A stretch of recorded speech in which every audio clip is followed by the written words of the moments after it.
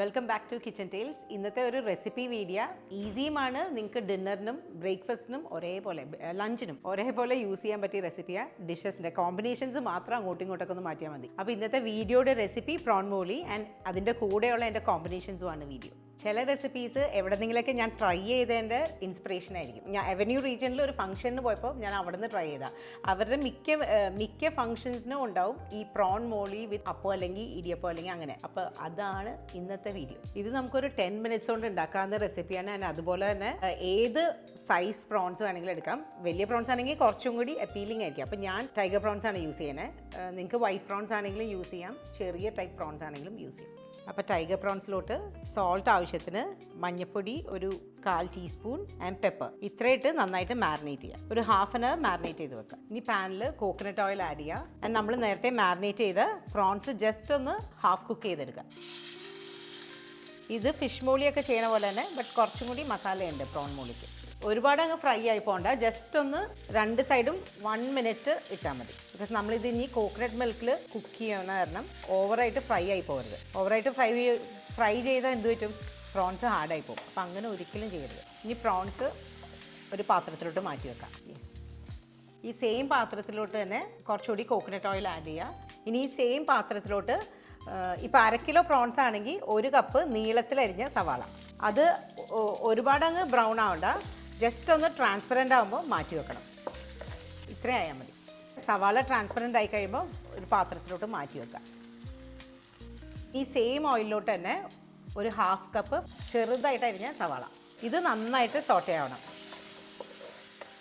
Ginger പേസ്റ്റാണ് വേണ്ടത്. Ginger paste ഒരു 1/4 teaspoon. ജിഞ്ചറിൻ്റെ taste ഒട്ടും കൂടരുത്. അതൊരു 1/4 ടീസ്പൂൺ. എഗെയിൻ ഒന്ന് സോട്ട് ചെയ്യുക.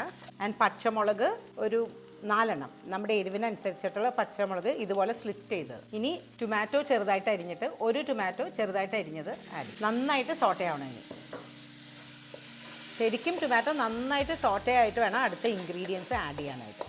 ഇതൊരു ലൈറ്റ് ഗ്രീൻ കളറിൽ, ലൈറ്റ് യെല്ലോയിഷ് ഗ്രീൻ കളറിൽ ഇരിക്കേണ്ട കറിയാണ്. അപ്പോൾ അതിന് മഞ്ഞപ്പൊടിയുടെ കളറാണ് വേണ്ടത് കൂടുതൽ. അപ്പോൾ 1/4 ടീസ്പൂൺ മഞ്ഞപ്പൊടി, നമ്മൾ പ്രോൺസിലും ആഡ് ചെയ്തിട്ടുണ്ട്.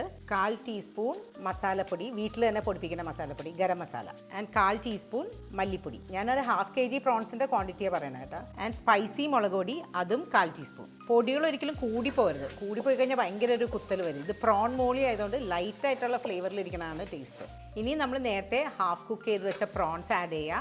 ആൻഡ് അതുപോലെ തന്നെ നമ്മൾ നേരത്തെ സോട്ടേ ചെയ്ത് വെച്ച സവാള ആഡ് ചെയ്യുക. ഇനി ഈ പ്രോൺസിലൊന്ന് മസാലയെല്ലാം ഒന്ന് പിടിക്കട്ടെ. ഇനി 4 ഇതുപോലെ വലിയ പീസായിട്ട് അരിഞ്ഞ് തക്കാളി ചെയ്യാം. ഇനി ഈ തക്കാളി ജസ്റ്റ് ഒന്ന് സോഫ്റ്റ് ആയാൽ മതി. അപ്പോൾ ജസ്റ്റ് 1 minute ഒന്ന് ഇളക്കുക, ഒന്ന് സോഫ്റ്റ് ആവട്ടെ. ആൻഡ് കട്ടിയുള്ള തേങ്ങാപ്പാൽ, അതാണ് മെയിൻ തിങ്. നല്ല കട്ടിയുള്ള പാൽ. ഇനി ലോ ഫ്ലെയിമിൽ വെച്ചിട്ട് തേങ്ങാപ്പാൽ നന്നായിട്ട് ചൂടാവട്ടെ. ഉപ്പൊക്കെ ഒന്ന് ടേസ്റ്റ് ചെയ്യുക. ഞാൻ കുറച്ചുകൂടി ഉപ്പ് ആഡ് ചെയ്യുന്നുണ്ട്. ഈ പ്രോൺ മോളി ഉണ്ടാക്കുമ്പോൾ ലാസ്റ്റ് മിനിറ്റ് ഗരം മസാല കുറച്ച് മുകളിലിടണം. അപ്പോഴാണ് ആ ഒരു നല്ലൊരു ടേസ്റ്റ് വരുന്നത്. സോട്ടേ ഒന്നും ചെയ്ത് ജസ്റ്റ് ഇതുപോലെ സ്പ്രിങ്കിൾ ചെയ്യണം. എന്നിട്ട് ബാക്കിയുള്ള തേങ്ങാപ്പാലും കൂടി ആഡ് ചെയ്യും. ഇത് ഏകദേശം റെഡി ആയിട്ടുണ്ട്. കുറച്ചുകൂടി പാല് വേണ്ടവർക്ക് ഒഴിക്കാട്ടോ. ഇവിടെ ഇത്തിരി ഇങ്ങനെ തിക്കായിട്ടിരിക്കണതാണ് ഇഷ്ടം. മസ്റ്റ് ട്രൈ ആണിത്. വലിയ ചെമ്മീനാണെങ്കിൽ ഇതുപോലെ തിക്കായിട്ടിരുന്നാൽ കാണാൻ നല്ല ഭംഗിയാണ്. ഈ തേങ്ങാപ്പാൽ ആഡ് ചെയ്ത് കഴിഞ്ഞാൽ ലോ ഫ്ലെയിമിൽ ഇട്ടിട്ട് ഇങ്ങനെ സ്പൂൺ കൊണ്ട് ഒരുപാട് ഇട്ട് ഇങ്ങനെ സ്റ്റേർ ചെയ്തിട്ട് ഇങ്ങനെ ഇളക്കി ഇങ്ങനെ മറിക്കരുത്. ജസ്റ്റ് ഇങ്ങനെ ചട്ടി ഇതുപോലെ ഇങ്ങനെ ചെയ്യാനേ പാടുള്ളൂ. പതുക്കെ വേണം സ്റ്റേർ ചെയ്യുകയാണെങ്കിൽ തന്നെ. അല്ലെങ്കിൽ കറിയുടെ മെയിനായിട്ട് കറിയുടെ ഒരു ഭംഗി പോവും. നമ്മുടെ പ്രോൺ മോളി ഇപ്പോൾ റെഡി ആയിട്ടുണ്ട്. ബട്ട് എന്തോ ഞാൻ ഈ കളറിൽ ഞാൻ അത്രയും സാറ്റിസ്ഫൈഡ് അല്ല. അപ്പോൾ ഈ കളർ നന്നാക്കാനായിട്ട് എന്താ ചെയ്യേണ്ടത്, ലാസ്റ്റ് മിനിറ്റ് എനിക്കൊരു മഞ്ഞ കളറ് കുറവായിട്ട് തോന്നി. ഇത്തിരി കൂടി യെല്ലോ കളറിൽ ഇരിക്കണതാണ് കൂടുതൽ നമുക്ക് എന്താ പറയുക കൊതി വരാം. അപ്പോൾ അതൊന്ന് മാറ്റാനായിട്ട്, കളറിൻ്റെ മാറ്റാനായിട്ട് ജസ്റ്റ് ഒന്ന് മഞ്ഞപ്പൊടി താളിച്ചൊഴിക്കേണ്ടത്. കുറച്ച് ഓയിൽ ആഡ് ചെയ്യുക. ആൻഡ് തീ കുറച്ച് വെച്ച് ലൈറ്റായിട്ട് ചൂടായിട്ടിരിക്കുമ്പോൾ തന്നെ മഞ്ഞപ്പൊടി കുറച്ചുകൂടി ആഡ് ചെയ്യുക, സോട്ട് ചെയ്യുക. ആൻഡ് അപ്പം തന്നെ ആഡ് ചെയ്യുക, അല്ലെങ്കിൽ കരിഞ്ഞു പോകും. ഇത് കണ്ട കളർ ഇപ്പോൾ നല്ല ഭംഗിയായിട്ടുണ്ട്. ഇതുപോലെ തന്നെ നിങ്ങൾക്ക് എരിവ് കുറവായിട്ട് തോന്നിയാൽ ഈ ഇതുപോലെ ചെയ്ത പോലെ തന്നെ മുളക് പൊടി ലാസ്റ്റ് മിനിറ്റ് കരിഞ്ഞു പോകാണ്ട് സൂക്ഷിച്ചിട്ട് ഒഴിക്കാം. കുറച്ച് ഗാർണിഷ് ചെയ്യാൻ ഞാൻ കുറച്ച് ഗ്രീൻ ചില്ലി ആഡ് ചെയ്യുന്നത്. ഇതിന് ഞാൻ നേരത്തെ പറഞ്ഞല്ലോ, ഒരു മസാലയുടെയും കുത്തൽ ഇങ്ങനെ നിൽക്കരുത്. അതാണ് ഏറ്റവും ടേസ്റ്റ്. നമുക്കിനി ഇത് സെർവ് ചെയ്യാം. ഇനി പ്രോൺ മോളിയുടെ കൂടെ എൻ്റെ ഒരു കോമ്പിനേഷൻ വെജ് ബേക്കാണ്. അപ്പോൾ വെജ് ബേക്ക് ഒന്ന് ബേക്ക് ചെയ്യാൻ വെക്കട്ടെ. ഇനി ഇതൊരു 15 minutes ബേക്ക് ചെയ്യണം. ഇനി വെജ് ബേക്ക് ബേക്ക് ചെയ്യുന്നതിനേക്കാൾ മുമ്പ് അവനൊന്ന് പ്രീ ഹീറ്റ് ചെയ്യുക. ഒരു 10 minutes 150 വെക്കാം. നെക്സ്റ്റ് ഏതെങ്കിലും സീസണൽ ഫ്രൂട്ട്. ഇപ്പോൾ ഈ വലിയ ടൈപ്പ് പേരക്കയുടെ സീസണാണെന്ന് തോന്നുന്നു, കുറേ എല്ലാ സ്ഥലത്തും ഇരിക്കണേ കണ്ടു. അപ്പോൾ അതൊന്ന് പ്ലേറ്റ് ചെയ്യും. കണക്കണം കേട്ടോ ഇത്. ഇതിപ്പോൾ നിങ്ങൾക്ക് ഇഷ്ടമുള്ള ഷേപ്പിൽ കട്ട് ചെയ്യാം, ക്യൂബ്സ് ആയിട്ടും കട്ട് ചെയ്യാം, ലെങ്ത് വൈസ് കട്ട് ചെയ്യാം. എനിക്കിപ്പോൾ ഇങ്ങനെയാണ് ഇന്ന് തോന്നിയത്. ബട്ട് ഫ്രൂട്ട്സ് കട്ട് ചെയ്യുന്നതിൻ്റെ ഡിഫറെൻറ്റ് ഷേപ്സ് ഉണ്ടല്ലോ, അത് ആ ഒരു ക്ലാസ് എനിക്ക് കൂടിയാൽ കൊള്ളാമെന്നുണ്ട്. ബിക്കോസ് ഭയങ്കര അപ്പീലിംഗ് ആണ് ഫ്രൂട്ട്സ് മര്യാദയ്ക്ക് കട്ട് ചെയ്ത് വെക്കാൻ അറിയാമെങ്കിൽ. അതെനിക്ക് വലിയ പിടുത്തമില്ല കേട്ടോ. വേണമെങ്കിൽ നമുക്ക് തേൻ വേണ്ടെങ്കിൽ ആഡ് ചെയ്യണ്ട, ബട്ട് ഞാൻ ഇന്ന് തേനും ആഡ് ചെയ്യുന്നുണ്ട്. ആൻഡ് മുളക് പൊടിയും ഉപ്പും കൂടി മിക്സ് ചെയ്ത പൗഡർ. ഇതൊക്കെ കണ്ടാൽ ആർക്കാ കഴിക്കാൻ തോന്നാത്ത. യെസ്, നമ്മുടെ ബേക്ക് ഇപ്പോൾ റെഡി ആയിട്ടുണ്ട്.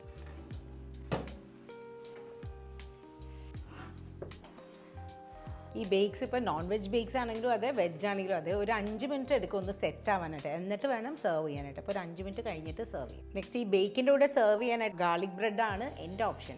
അപ്പോൾ ഗാർലിക് ബ്രെഡിന് ചെറുതായിട്ട് ഇതുപോലെ ഫൈനായിട്ട് അരിഞ്ഞ വെളുത്തുള്ളി വേണം.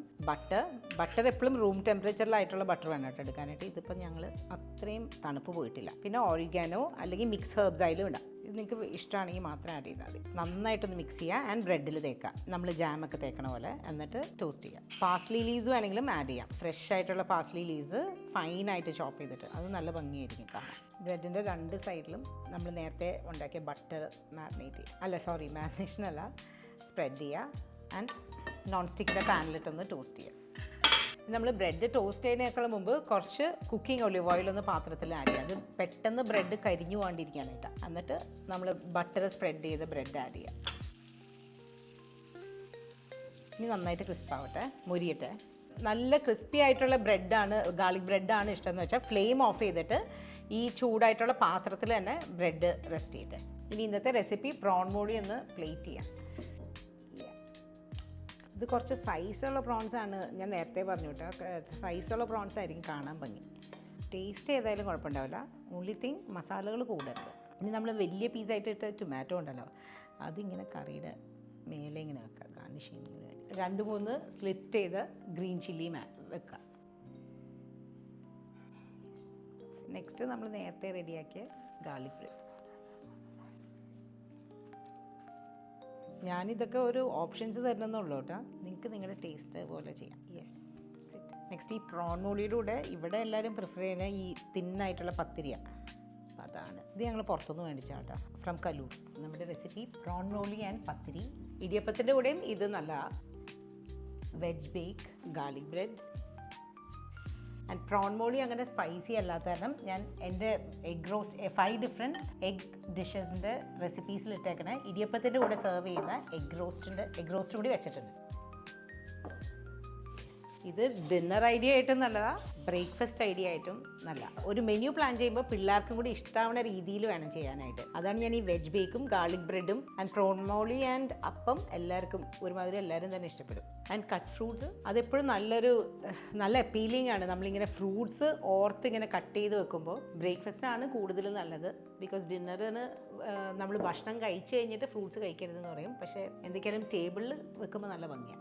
ഞാൻ ഒന്ന് ടേസ്റ്റ് ചെയ്യട്ടെ veg bake and garlic bread and നമ്മുടെ റെസിപ്പി വീഡിയോ പ്രോൺ മോളി. ഇത് ആക്ച്വലി ടൊമാറ്റോയുടെ കൂടെ കഴിക്കാനായിട്ട് നല്ല ടേസ്റ്റ്. ഈ ഗ്രേവി ഞാനൊരു പീസ് ടൊമാറ്റോ കൂടി എടുത്തിട്ടുണ്ട്. And pathiri and egg roast ഇതെവിടെ ഇടണമെന്ന്. ആൻഡ് പേരയ്ക്ക രണ്ടെണ്ണം എടുക്കട്ടെ. ഇനി ഒന്ന് ഞാൻ ടേസ്റ്റ് ചെയ്യട്ടെ. ഇത് ഓറഞ്ച് ജ്യൂസ്. ആദ്യം ഞാൻ പ്രോൺ മോളി ടേസ്റ്റ് ചെയ്യട്ടെ.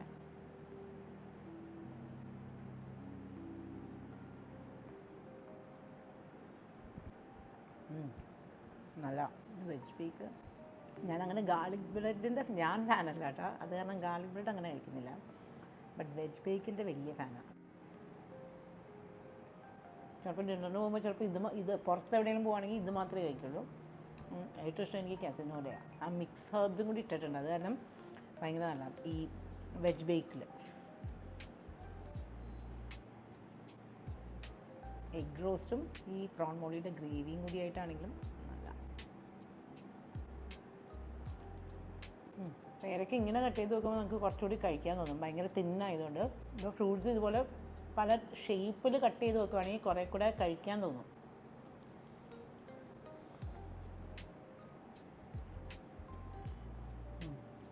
ഈ പത്തിരി നമ്മൾ കലൂരിൽ നിന്ന് മേടിച്ചാട്ടോ, ഭയങ്കര നല്ല പത്തിരി. മാത്രം ഞങ്ങൾ വീട്ടിലുണ്ടാക്കുമ്പോൾ ഇത്രയും തിന്നായിട്ട് വരാറില്ല. അത് കാരണം ഞാനെപ്പോഴും മേടിക്കാറ്. പാർട്ടി ഈവൻ വലിയ ഗെറ്റ് ടുഗെദറൊക്കെ ഉണ്ടാകുമ്പോഴും പത്തിരി ഇതുപോലെ പുറത്തുനിന്ന് മേടിക്കും. അപ്പോൾ നിങ്ങൾ ട്രൈ ചെയ്യാം. ഈ വെജ് ബേക്കിൻ്റെ റെസിപ്പിയാണ് ഞാൻ അടുത്ത റെസിപ്പി വീഡിയോയിൽ ആഡ് ചെയ്യാനായിട്ടിരിക്കുന്നത്. Okay, by.